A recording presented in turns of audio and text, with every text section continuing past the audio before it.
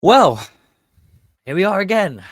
Another draw. Yeah, I mean, talk about a game where you have a player absolutely steal the show in the first half. Clearly becoming the second coming of, I don't know, the Belgian Messi. But in the same match, the second half costing us the win. I've not seen anything like it. I mean, look, Milan 2, Parma 2, away from home. We get another draw. So it's it's another one of those matches where we have just completely and utterly let the game go away from us. Unfortunately, look, let's go down in terms of the course of action. What actually happened this evening? Um, I think everyone, myself included, everyone watching, anyone consuming this match, but any diehard Milan fan out there watching this game would have thought the first 30 minutes we were actually cruising, like cruising for the first time, I think, this season, full stop. Bear in mind all the other results, all the drop points by the Juve, for example, with Inter playing Lazio tomorrow. Napoli going to Bologna as well. I mean, they're hard fixtures. We'll go top of the table. And the first 30 minutes, we were playing like a team that wants to go top of the table. It was fantastic. So let's start with the course of action before we go through some of the stats. I'll go run through the match very, very briefly. 12th minute, Salamakers, who is going to be a running theme of tonight's instant reaction. Absolutely sensational first half. Now, I will get on to the second half he's had, but I think it's worth touching on that first half performance. Utterly sensational. I mean, to say, I think we've said in the past about how good his dribbling ability is and how good he is at moving the ball forward, just like Leao. I actually think he's better than Leao. I think he's the best player we have at taking on his man. Absolutely incredible. So 12th minute, you know, Salamakers finds some space. It was absolutely fantastic. And Nkunku does really, really well, passes it off and lays it to Salamakers, who takes a fantastic low-driven finesse shot that just kind of finds the bottom corner, and Suzuki is nowhere to be found. It was utterly brilliant. And then obviously, not long after that, about just over 10 minutes later, on the 25th minute, Salamakers does an amazing another darting run, and I can't remember the name. And Di, I think it is. Correct me if I'm wrong. The Parma defender does a really crappy challenge. I mean, I don't know what he was doing because Salamakers was going nowhere. He was going towards the towards a line adjacent to the goal to go for a corner, and it's a penalty. Don't know why that went to VAR, but look, referees in Serie A, we've heard it all before. And fantastic, bit of play for Salamakers to win us the penalty, and brilliant. There was a little bit of contention who's going to end up taking it. Pulisic obviously didn't start. He's our designated penalty taker, but Rafa got the nod, and I have to say it was one of the nicest penalties I think I've ever seen Rafa score for us. Ibra-esque, as was I think Ollie said in the chat. Absolutely, going the right way, knowing that way he's going to go, but making it super hard, super direct, so the keeper can't get to it. And there, 2-0, 25th minute, we're cruising. We're absolutely cruising. And then just on the stroke of sort of like, I guess the 40th minute, we started to kind of falter a little bit, I would say. 39th minute, Del Prato gets, I think it's Del Prato, has a fantastic chance. Sorensen, by the way, for Parma. What a game he had. What a game. And had a nice glancing header. And I think that was the first warning sign we had in the first half, where, like I said, the first 35 minutes, we were unreal. And then that 39th minute, that first Del Prato chance was really where we could see that Milan were kind of losing track of the game for some reason after really cruising. I don't know, complacency. I don't know. And Nkunku was completely lost. We'll go and player ratings in a sec. And then just before half time, Bernabe, number 10 for Parma, just takes an absolutely fantastic shot. Now, Estepinian, this game, was terrible. He lost his man so many times, and I love Estu. I really, really like Estepinian, but he's just come back into the team, and he's looked awful. He's looked really poor. It's one of the worst matches I've seen him play. Gave Bernabe loads of time, and then he absolutely curls it like genuine right trigger finesse shot FIFA goal, and it's an unbeatable finish. So fair play, and we go into half time 2-1. which is great. So before I go on to the second half, let's have a look at some of the stats and talk about some of the players. Because the first half, for the most part, for at least the first 35 minutes, we were sensational. Genuinely sensational. There was some really good football being played. We had lower possession, but what we had with the ball, we were super comfortable with it. We were direct. There was some beautiful 1-2s between Kunku and Leao. It was really, really nice to see. Modric was, I think, back to his best tonight as well. It was fantastic. So let's have a look at some of the shots, okay? Or some of the stats, sorry. Parma, 14 shots to Milan's 9. Shots on target, they had 4, we had 5. So we had better quality of chances with lower shots, which I think is fair on reflection. Possession, we edged it slightly in the end with 53 to 47. Passes, we had 443 to their 373. Pass accuracy, roughly the same. Ours was a bit better. We had less fouls and obviously less offsides, and the corners, they had one more. But I think looking at that, you could say it was a balanced game. It's a 2-2 result. But had you seen the first half or the first 35 minutes, you would not have said that. Now, let's have a look at the team, really. So, Maignan, fantastic. Had an incredible save in the second half, which I'll get to in a moment. I think De Winter was actually really solid. Him and Gabbia were fantastic tonight. Pavlovic was ropey. Again, first half was brilliant, but second half, him and Estepinian, they were donkeys tonight in covering their man. They were not marking properly. It was bizarre. Modric, I thought, was great. Fofana, again, awful. I'm sorry. I thought he was misplaced pass. I don't know how he got the nod, if I'm being honest. I don't know why Loftus-Cheek wasn't chosen. I think it's just Allegri must like the physicality. I cannot stress this enough. Rabiot cannot come back quick enough because that is the only way I see Allegri dropping Fofana, and it's a real problem. Rabiot, please come back. We need you back. Ricci was decent. Leao was fantastic, and Kunku I thought was a bit unlucky, to be honest. But again, he didn't show enough like initiative. He's like almost like the opposite of Salamakers, I think, who really tries. I'm not sure that Kunku doesn't try, but I just don't see anything special. But he wasn't bad. Like he stretched the defense at times.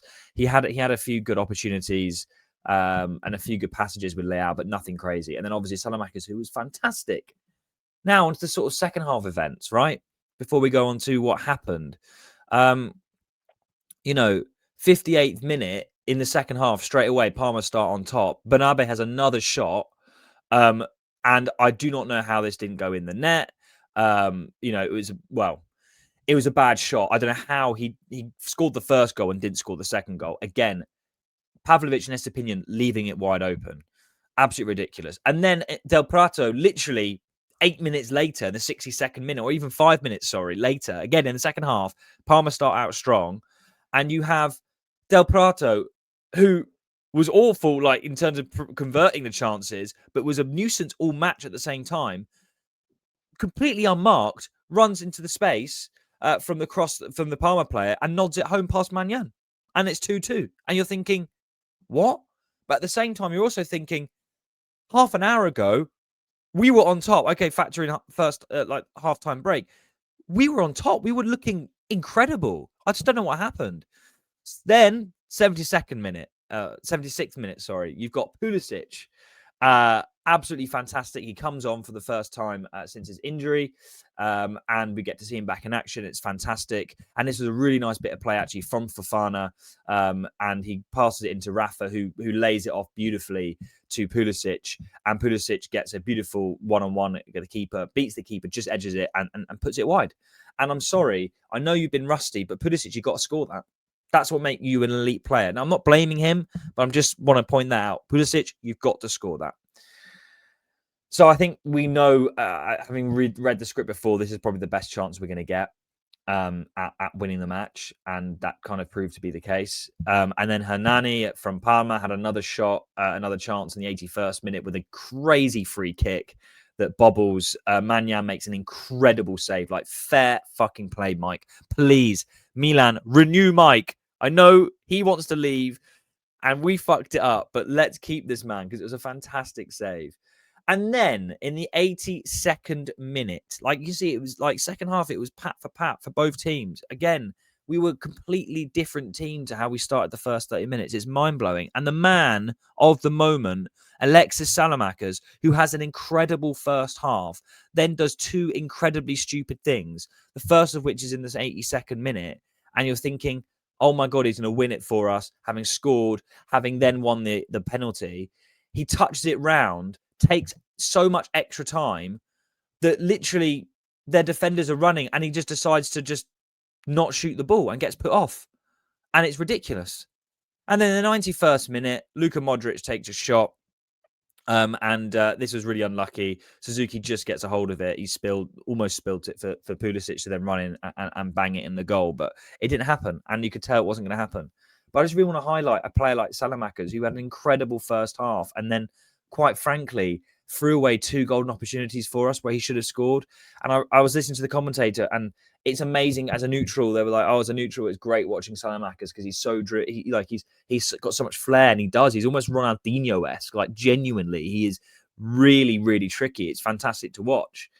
But his end product, man, like he had it, and then I just don't understand how someone can take a goal so well in that first half, how we did, and open the scoring, won the penalty, and done the right things, and then when he's got all the time in the world, when the chance is easier, he tries to be fancy. I mean, I think in the 75th minute there was that flick where I think Modric tells him off, because that was the second good chance where he had a flick instead of maybe trying to take a touch and shoot it, or take a touch so he could then pass it on to Pulisic, who was through on goal or had a better opportunity closer to net.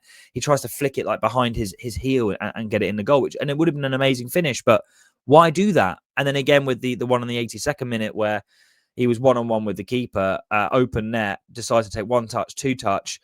The Parma defenders are like literally running, tripping over, and he takes too long, gets thrown off and misses an open goal. And it's just like, how did that happen? So look, I mean, it's not ideal, guys. It's really not ideal. We're